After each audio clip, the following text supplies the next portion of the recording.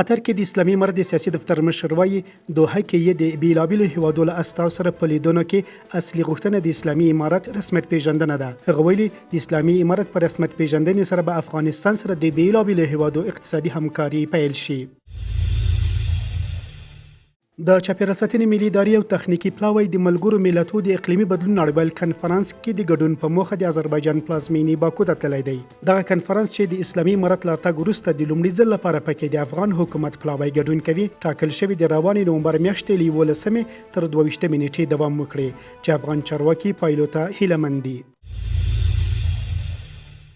د ریاست الوزرا سیاسي مرستیال افغانستان لپاره د اروپایي ټولنې له شجدفیر سره لیدنه کې ویلي اسلامي امارت د نړۍ ټولو هغو اندېښنو ته رسیدنه کړې چې د افغانستان د خارې په هکله یې لرلې. د اروپایي ټولنې شجدفیر بیا ویلي دوی په بیلابیلو برخو کې له افغانانو سره بشري مرستو ته دوام ورکوي او د شته ستونزو د حل طرفدار دي.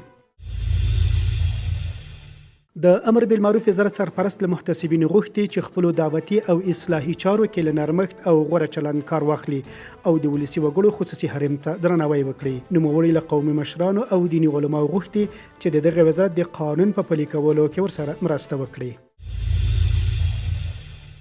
د کډوالو او راستنیدونکو چارو وزارت وایي تیرو 2 ورځو کې 315 افغان کډوال چې د ترکیې په استانبول ښار کې اوسېدل راایستل شوي او د هوا له لارې هیواد ته راستانه شوي دي. چارواکي وایي له ترکیې سره به د افغان کډوالو د ستونزو د حل په موخه اړیکه ونیسي.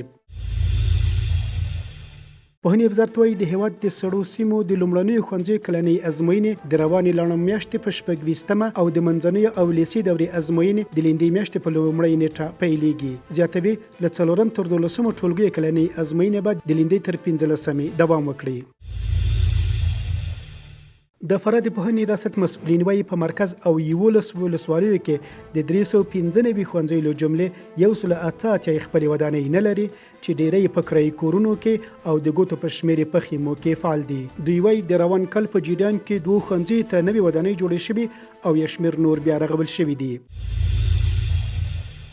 پیښو ته د رسیدو او چمتووالي اداره وایي روان کال یې هیواد کې له 110,000 کورنۍ سره مرستې کړې دي. د سرچینې په خبره له یادو کورنۍ سره دغه مرستې د موسسو په مټ شوي چې اړو کورنۍ ته خوراکي او غیر خوراکي توکي او نغدې پیسې ورکړل شوي دي. او د قطر د بهرنیو چارو وزارت وایي غزه کې د اوربند په موخه له منځګړیتوب څخه د قطر د وتلو خبرونه ناسم دي. د یاد وزارت ویاند په خپره کړې اعلامیه کې د فلسطین له خلکو ملاتړ ته په اشاره دوحه کې د حماس د دفتر تړل هم رد کړی دي.